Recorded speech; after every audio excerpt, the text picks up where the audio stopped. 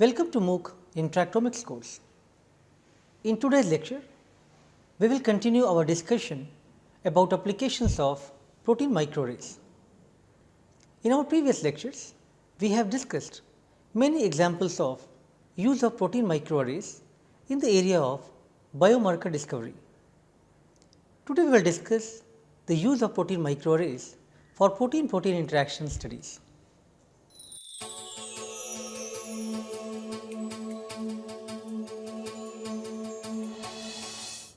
Let us discuss the first case study of this lecture. The development of protein microarrays and their applications in DNA to protein and protein-protein interactions analysis of Arabidopsis transcription factors is study performed by Gong et al. The transcription factors play a very crucial role in cellular and developmental processes in organisms, including plants. In this study, authors generated an open reading frame expression repository and then used this system to generate protein microarrays based on the transcription factor of Arabidopsis. This slide shows you an overview of the steps involved in generating transcription factor Arabidopsis protein microarrays.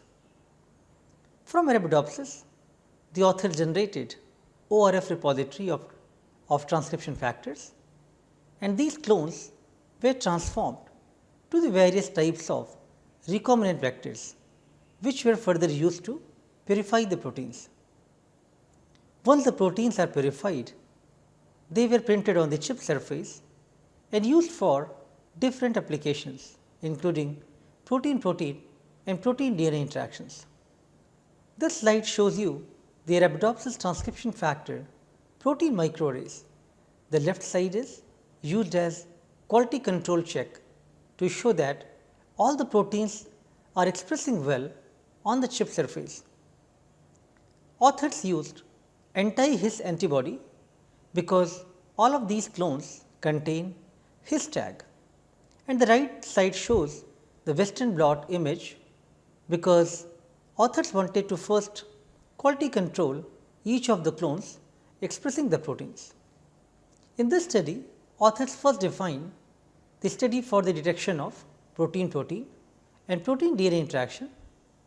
As you can see in the slide, the left panel shows the sandwich assays which they developed for the protein-protein interactions, where the first immobilized transcription factor proteins were used to binding proteins or the DNA labeled with the biotin tag, and then further streptavidin and Cy dyes chemistry was used to detect the signal. Similarly, the right panel shows assay conditions for DNA protein interactions. Here the first immobilized transcription factor proteins which were used to binding proteins or the DNA labeled with the biotin tag, and then further streptavidin and Cy dye chemistry was used to detect the signal. Similarly, right panel shows assay conditions for DNA protein interactions. Now, based on protein DNA binding studies, in this slide, as you can see, the authors examined 82 ERF transcription factors and their cognate cis elements, and they reported that protein microarray provide very efficient and high throughput platform for genome wide screening for transcription factor DNA interactions. Further, they use the protein chips to detect the protein-protein interactions, and they discovered 4 viable protein partners which interacted with HY5.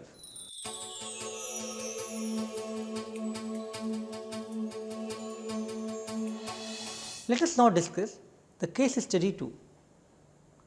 Analysis of yeast protein activities using proteome chips. In this study, Zhu et al. Cloned 5800 open reading frames from yeast and overexpressed and purified these proteins to build the yeast proteome microarrays. As can be seen in this slide, yeast proteome microarrays was built after each of these clones were expressed and purified, then further printed on the chip as shown on the left side, and then it was used to screen the interaction of proteins and phospholipids. This study revealed that there are many new calmodulin and phospholipid interacting proteins. Let us discuss this study in following animation.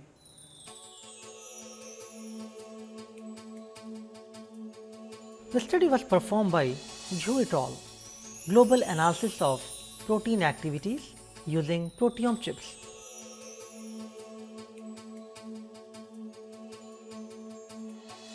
Authors generated yeast whole proteome array by expressing 5800 purified proteins on a single nickel coated slide. The chips were probed with the anti-GST antibodies to determine the reproducibility of protein expression and immobilization. This shows the uniform signals across whole proteome array. The signals were observed for more than 90% of the proteins. And over 90% of the features contain 10 to 950 femtogram of the proteins. To understand the potential applications of such whole proteome arrays, the authors screened the immobilized proteins for the protein-protein and protein-lipid interactions.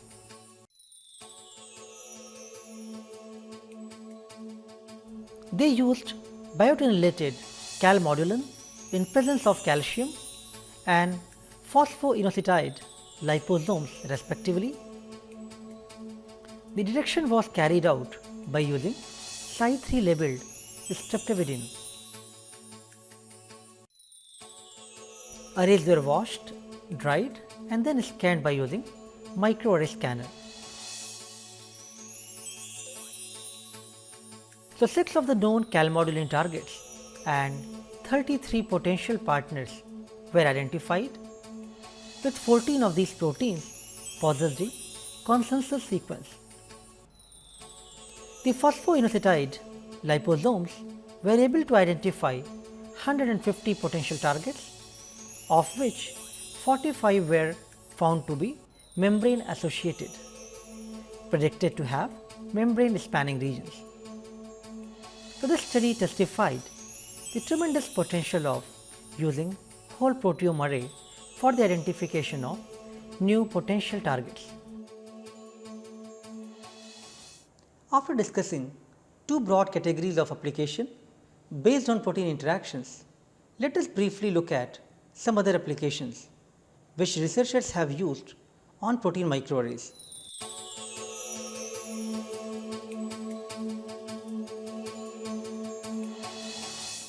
Case study 3: detection of antigen antibody interaction at various concentration using antigen and antibody microarrays, a study performed by Haab et al.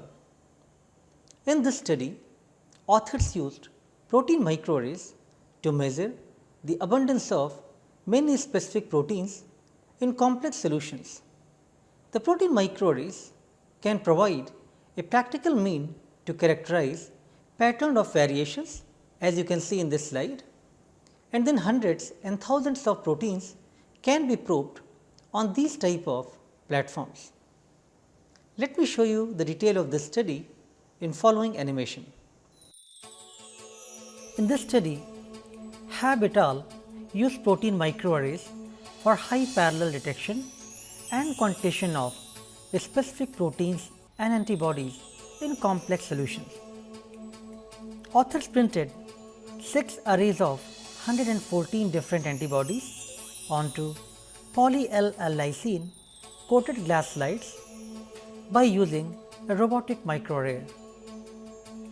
These arrays were used to analyze the interactions in 6 unique antigen mixtures ranging in the concentrations from 1.6 microgram per ml to 1.6 nanogram per ml. Antigens were tagged with Cy3 and Cy5 fluorescent labels. After the antigen-antibody binding reaction was complete, the excess unbound antigens were washed off by using phosphate buffered saline and water at the room temperature. Once the excess antigens were washed off, these slides were scanned at wavelength of 532 nanometers and 635 nanometers. The authors found that such microarrays of antibodies could detect their corresponding antigens at concentrations as low as 1 nanogram per ml.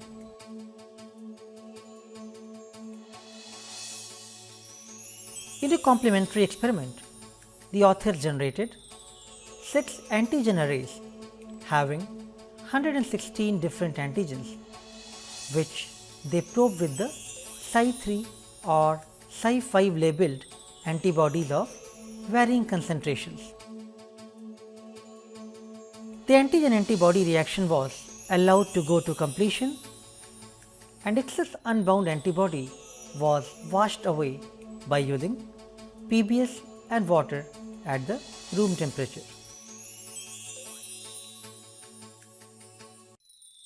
After washing and drying the microarrays, these slides were scanned at 532 and 635 nanometers.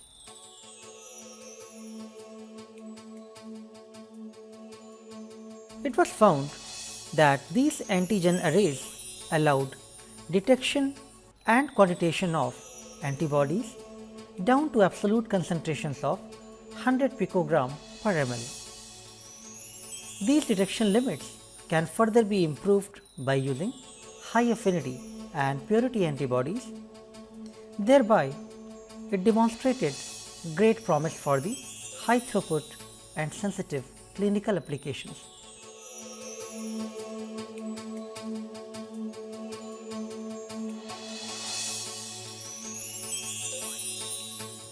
Let us now discuss case study 4. A proteome chip approach reveals new DNA damage recognition activities in E. coli, study by Chen et al.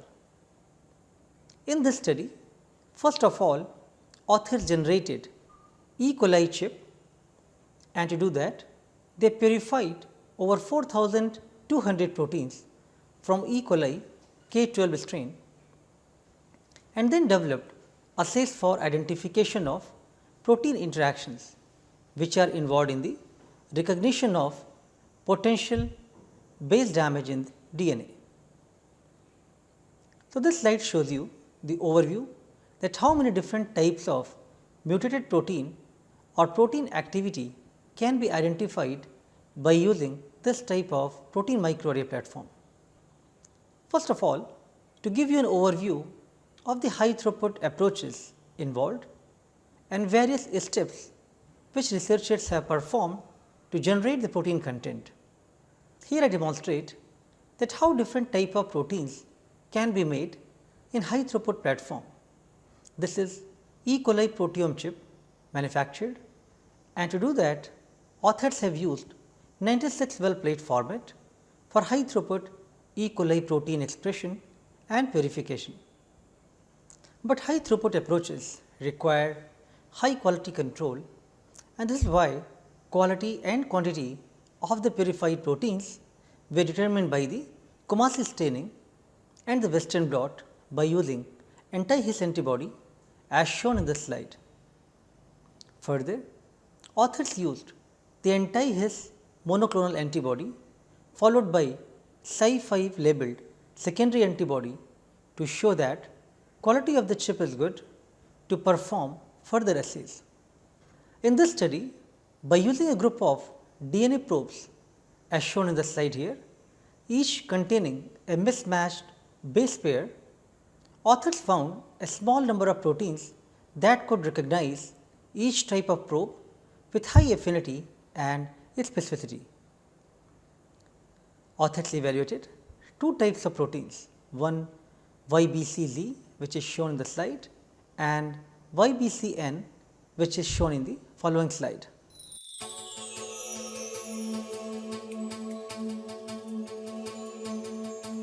After looking at various applications, let us now discuss this last application, a case study on protein phosphorylation study in yeast, a study performed by Pitek et al. 2005.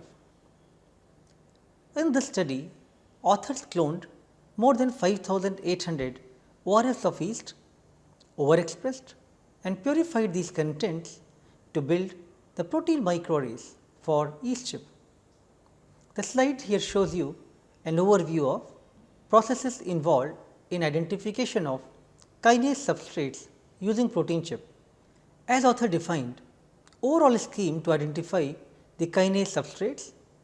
First of all, each kinase was overexpressed, purified and assayed on the chip, and it contains over 4,000 protein spots which were used for kinase substrate identification. These type of high throughput approaches can further be used to build the map and show the connection between kinase and substrates. In summary, microarrays have been used for surveying both antigen and antibodies and have been used for various type of applications, including in human, yeast, E. coli and other organisms. I have tried to cover some of the applications based on protein microarrays. However, there are numerous applications which could not be covered here. It just provided you a glimpse of how these type of high throughput approaches could be used to address different type of biological questions. In summary, today we spoke about different type of applications using protein microarrays, covering biomarker discovery in the previous lecture, protein-protein interaction, protein-DNA interaction, DNA damage study, kinase substrate identification, etc. in this lecture. Apart from these, the reverse phase protein microarrays open up a huge avenue to screen multiple clinical biomarkers and test them against a common analyte, which could be an antibody against a biomarker, which makes it a powerful tool for diagnosis. We will continue our discussion in the following lecture on microarray data analysis and challenges associated with high throughput data. Thank you.